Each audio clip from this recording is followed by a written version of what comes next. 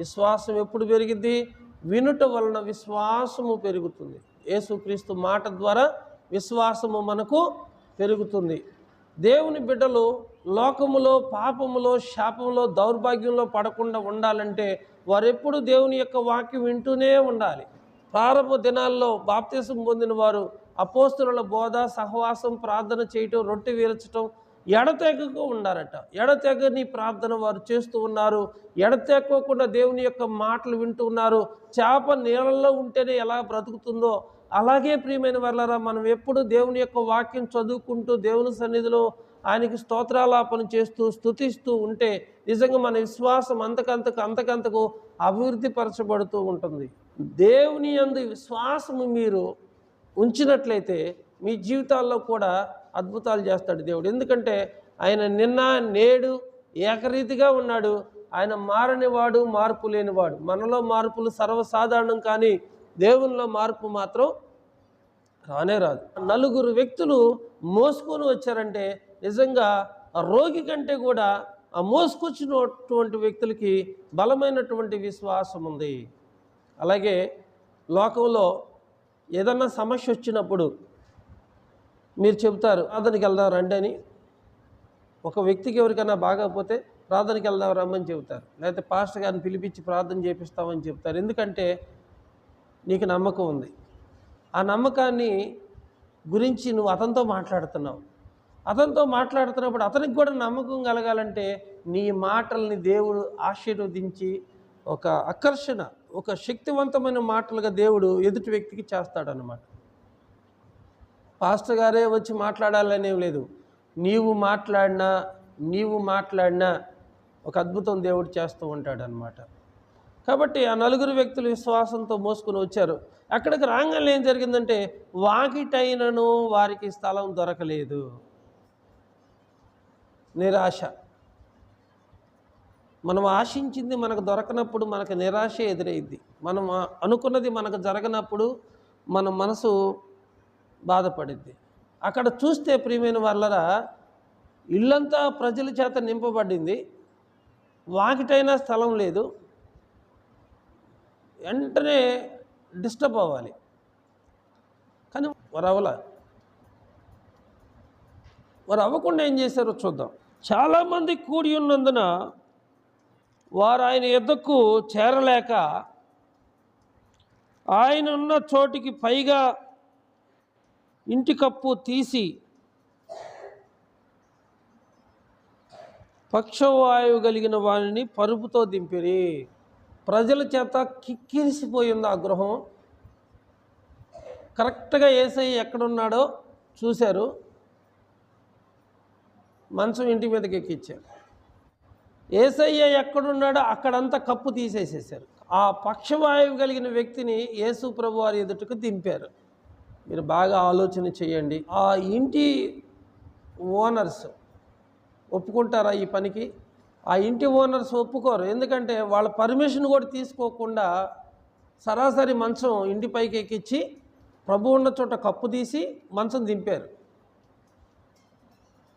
దించారు అంటే జరగబోయే పరిస్థితులు ఎలాంటివైనా ఫేస్ చేయడానికి వాళ్ళు సిద్ధపడ్డారు. ముందు తిట్టినా, ఒకవేళ పెనాల్టీ వేసినా, ఏదేమైనా కానీ ఆ ఇంటి వాళ్ళకి సమాధానం మేము చెప్పుకుంటామని వాళ్ళు సిద్ధపడ్డారంట. ఇంటి వాళ్ళు అనొచ్చు, ఇంకొంచెంసేపు ఆగితే ఏమైంది, అందరు వెళ్ళిన తర్వాత ప్రార్థన చేయించుకోవచ్చు కదా, మీకు ఎందుకు అంత తొందర, మమ్మల్ని అడుక్కోకుండా మా ఇంటికి ఎందుకు ఎక్కారు, కప్పు ఎందుకు తీశారు, నష్టపరిహారం ఎవరిస్తారు అడుగుతారు కదా. పర్మిషన్ లేకుండా మనం ఏది కూడా చేయకూడదు. కానీ వాళ్ళు పర్మిషన్ ఏమి తీసుకోకుండా ప్రభు ఉన్నటువంటి ఇంటికి వెళ్ళి ఆ ఇంటి కప్పు తీసి ప్రభు దగ్గరికి ఆ మంచాన్ని దించినప్పుడు సరే వాళ్ళు కోప్పడలేదు, ప్రభు అన్న కోప్పడతాడు కదా. ఏంటో కాసేపు ఆగలేకపోతున్నారేంటి, నేను ఉన్నాను కదా అని ప్రభు అయినా అనాలి. కానీ ప్రభు ఉన్నారో చూద్దాం. అక్కడ యేసు వారి విశ్వాసమును చూశాడు, అతని విశ్వాసాన్ని కాదు, ఆ 4 విశ్వాసాన్ని చూసి. ఎంత గొప్ప విషయం అంటే వాళ్ళకి విశ్వాసం ఉంది కనుకనే ఎటువంటి సమస్యనైనా సరే వారు ఫేస్ చేయగలుగుతున్నారు. దేవుని సన్నిధికి వచ్చేటువంటి బిడ్డలకు కావలసింది విశ్వాసం. విశ్వాసం నీలో ఉంటే నీకు ఏది చెప్పాల్సిన అవసరం లేదు, మీకు అన్నీ తెలిసిపోతాయి, ఈ పరిస్థితులన్నీ మీకు అర్థమైపోతాయి. విశ్వాసం లేని వాళ్ళకే అన్నీ చెప్పాల్సి వచ్చింది. అక్కడ వారు ఆ ఇంటిని పూర్తిగా పాడు చేసి మంచాన్ని దించితే యేసు వారి విశ్వాసమును చూచి ఏమన్నాడు? కుమారుడా, నీ పాపములు క్షమించబడి ఉన్నవని పక్షవాయువు గలవానితో చెప్పాను. యేసు ప్రభు వారు అంటున్నాడు అతన్ని, కుమారుడా, నీ పాపములు క్షమించబడి ఉన్నవి. వాస్తవానికి అతనికి రోగం నుండి విడుదల పొందుతానికి ఇచ్చాడు ప్రభు దగ్గరికి. రోగం నుండి విడుదల పొందుదామని ప్రభు దగ్గరికి వస్తే ప్రభు అంటున్నాడు, కుమారుడా, నీ పాపములు క్షమించబడ్డాయి అన్నాడు. అతను ఎందుకు వచ్చాడు? స్వస్థత పాడదామని వచ్చాడు. ప్రభు ఏమంటున్నాడు? నీ పాపాలు క్షమించబడ్డాయి కుమారుడా అంటున్నాడు. అతడు పక్షవాయువు కలిగిన వాడే, కానీ చెవిటివాడు కాదు.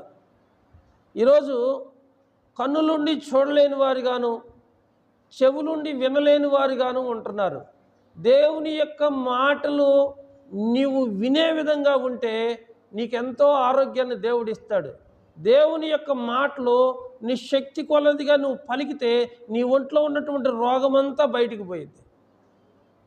ఆరాధన చెయ్యండి అంటే నోరులు తెరవట్లేదు, ప్రార్థన చెయ్యండి అంటే నోరు తెరవట్లేదు, పాటలు పాడండి అంటే నోరు తెరవట్లేదు. మీరు నోరు తెరవకపోతే మనలో చాలా బలహీనతలు బయటకు పోవు. నేను చాలా రోజుల క్రిందట 2001లో ఎడ్లపాడు అనే ఒక ఊరు వెళ్ళాను. మా అన్నయ్య గారు వాళ్ళ అత్తగారు ఊరు అది. అక్కడ మా వదిన గారి వాళ్ళ తమ్ముడు నేను బాప్తిసం తీసుకున్నానని విని అక్కడున్న లోదరన్ పాస్టర్ గారి దగ్గరికి వెళ్ళి, ఏమండి, జూపూడి నుంచి మా బావగారు వచ్చాడు, ఆయన వాక్యం బాగా చెబుతాడు పాస్టర్ గారు అనగానే, ఆ పాస్టర్ గారు సందర్భం లేకుండా చర్చి తాళాలు తీసేసి మైక్లో అనౌన్స్మెంట్ చేశాడు, జూపూడి నుంచి పాస్టర్ గారు వచ్చారు, వాక్యం అందిస్తారని. అప్పటికి నేను బాప్తిసం తీసుకొని నెల అయింది. నాకేం తెలియదు అసలు. నా పేరు చెబుతున్నారు మైక్లో. ఇక నాకేమో భయం వేస్తుంది. వీడేమో నన్ను అడగకుండా పోయి చెప్పొచ్చాడు, నన్ను వాక్యం చెప్పమంటున్నారు. ఏం చేయాలో అర్థం కాక చర్చికి వెళ్ళాను. దాదాపు చర్చికి ఒక 50-60 మంది వచ్చారు. వాళ్ళు ఎప్పుడు ప్రార్థన పెట్టినా వస్తారు, వాళ్ళు వచ్చారు. చర్చి నిండా జనం వచ్చారు. వాళ్ళు చక్కగా పాటలు పాడి, మీ తూర్పు వాళ్ళు బాగా పాటలు కూడా పాడతారయ్యా, ఒక పాట పాడమన్నారు నన్ను.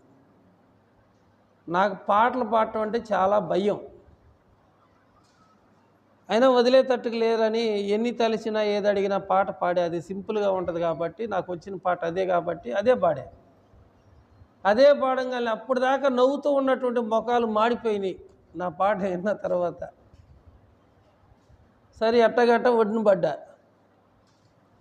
వాక్యం చెప్పమన్నారు. వాక్యం చెప్పమంటే ఆదాము కాడ నుంచి ప్రకటన గ్రంథం దాకా ఏం చెప్పానో నాకు తెలియదు అసలు. వాక్యం అయితే చెప్పాను, అసలు ఏమీ తెలియదు, ఏం చెప్పింది నాకు తెలియదు. దేవుని రాకడ అన్నాను, ఆదాము అన్నాను, పాపం అన్నాను, యేసు ప్రభు అన్నాను, దేవుడు కుమారుడు అన్నాడు, మన కొరకు చచ్చిపోయాడు. మొత్తానికి ఏదో ఒకటి చెప్పా, అయిపోయింది. కనీసం ఎవ్వరు కూడా నన్ను పిలవలేదు, పలకరించలేదు, ఎవరి దారి వాళ్ళు వెళ్ళిపోయారు. ఇక నేను ఇంటికి వచ్చి పండుకున్నాను. పండుకుంటే నిద్రలేసి కూర్చున్నాను మంచం మీద. ఆ ఊరి సంఘ పెద్ద నా దగ్గరికి వస్తున్నాడు. నాకు అర్థమైంది నా కాడకే వస్తున్నాడని. నేను లేచి ఇంటి వెనకాలకి వెళ్ళా. ఇంటి వెనకాలకి వెళ్తే ఇంటి వెనకాలకి వస్తున్నాడు.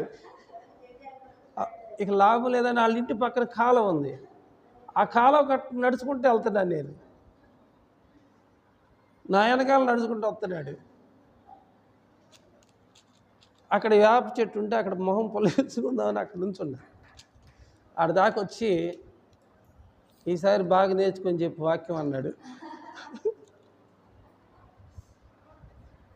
ఈసారి బాగా నేర్చుకొని చెప్పి వాక్యం అన్నాడు. అర్థమవుతుందా? సిగ్గుపడితే ఏదీ రాదు, భయపడితే ఏదీ రాదు. అలాగే మీరు నోరులు తెరవకపోతే మీకు పాటలు ఎట్ట వస్తాయి? మీరు నోరు తెరవకపోతే మీకు ప్రార్థన ఎట్ట వచ్చింది? ఆ శక్తి అనేది మనకు రావాలి.